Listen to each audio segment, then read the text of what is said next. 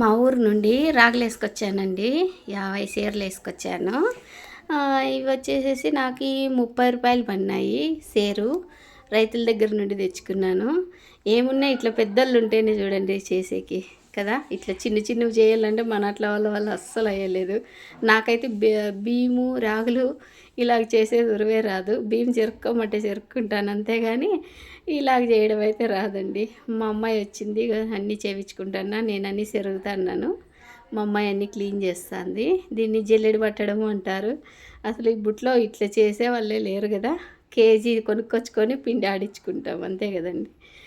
నేనైతే దండిగా తెచ్చుకున్నాను. ఒక 2-3 ఏళ్ళు ఉంటాయనేసి తెచ్చుకున్నాను. ఇంతకు ముందుగానే తెచ్చుకొని ఇంటి కానీ అవి అయిపోయినాయి మొన్న. అందుకే ఇప్పుడు మళ్ళీ ఒక 50 చీరలు తెప్పించుకున్నాను రాగులు. జొన్నలు సద్దలు కూడా ఇలాగే చేస్తుంది మా అమ్మ. బాగా చేసిస్తుంది. ఒక్క రాయి ఏంటివి ఉండవు. మళ్ళీ నేను ఆడించుకునేటప్పుడు కడిగి ఆరేసుకొని పిండి కొట్టించుకుంటాను. చూడండి అసలు ఎంత నీట్గా చేస్తుందో. చిన్న చిన్న రాళ్ళు కండ్లకు కనపడని రాళ్ళు కూడా వచ్చేస్తాయి. అంత బాగా చేస్తారు పాతకాలం వాళ్ళు. మాకు రాదండి. మీలో ఎంతమందికి ఇలాగ జల్లెడితోనూ చాటతోనూ ఇలా జల్లెడ తిప్పడం వచ్చు చూడండి. అందుకే పెద్దోళ్ళు ఉండల్లా అని అంటారు కదా. చూడు మా అమ్మాయి ఎంత బాగా చేసేసిందో.